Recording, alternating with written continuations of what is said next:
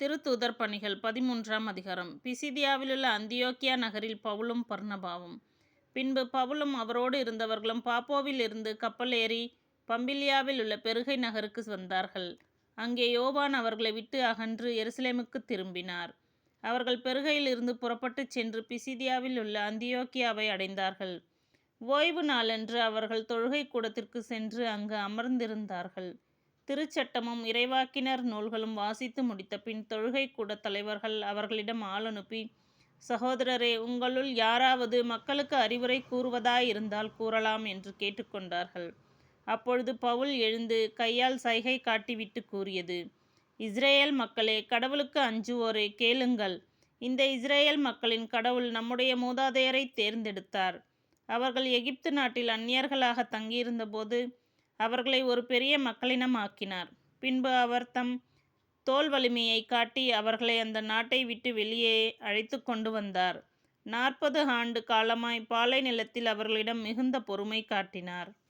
அவர் கானான் நாட்டின் மீது 7 மக்களினங்களை அழித்து அவர்கள் நாட்டை இவர்களுக்கு ஏறக்குறைய 450 ஆண்டுகள் உரிமை சொத்தாக அளித்தார். அதன் பின்பு இறைவாக்கினர் சாமுவேலின் காலம் வரை அவர்களுக்கு நீதி தலைவர்களை அளித்தார். பின்பு அவர்கள் தங்களுக்கு ஓர் அரசர் வேண்டும் என்று கேட்டார்கள். கடவுள் கீசு என்பவனின் மகனான சவுல் என்பவரை அவர்களுக்கு அரசராக கொடுத்தார். பென்யமின் குலத்தினராகிய அவர் 40 ஆண்டுகள் ஆட்சி செலுத்தினார். பின்பு கடவுள் அவரை நீக்கிவிட்டு தாவீதை அவர்களுக்கு அரசராக ஏற்படுத்தினார்.